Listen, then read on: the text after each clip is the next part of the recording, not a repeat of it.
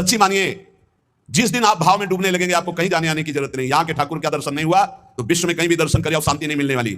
इसलिए जो भगवत कृपा पात्र होते हैं वो अंतर में घुसना प्रारंभ कर देते हैं, अंतर्मुख होकर के अपने हृदय देश के ठाकुर के दर्शन की चेष्टा करते हैं। हृदय के भगवान का साक्षात्कार हो गया तो सर्वत्र होगा, और सर्वत्र घूमे आओ, हृदय के ठाकुर का साक्षात्कार नहीं तो कुछ हाथ नहीं लगेगा। करके देख लो, मन चलाए आओ, मन को घुमाए आओ, आंखें चलाए आओ, लेकिन हृदय के ठाकुर का साक्षात्कार नहीं हुआ तो विश्राम नहीं मिलेगा।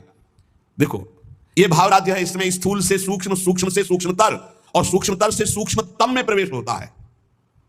यह दिव्य भावना का लोक है। स्थूल, सूक्ष्म, कारण, भाव, चिन्मय, 5 भेद है। पहले स्थूल भाव बनता है। कैसे? शरीर से प्रकट सेवा में खूब तन्मयता, शरीर से जैसी आज्ञा हुई जहां हमें खड़ा कर दिया गया वही शरीर प्रधान। फिर अंतर में घुसता है, अंतःकरण प्रधान, सूक्ष्म शरीर, चिंतन प्रधान। अब बाहर की क्रियाएं तो पहले से सीमित हो चुकी है, अब जैसी गुरु आज्ञा वैसा अंदर चिंतन प्रधान। फिर कारण, स्वभाव प्रधान हो गया।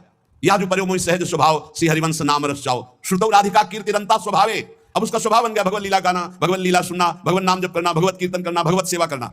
तब प्रकट होता है भाव। स्थूल, सूक्ष्म, कारण, तीनों का परिवर्तन जो कर दे उसका नाम भाव।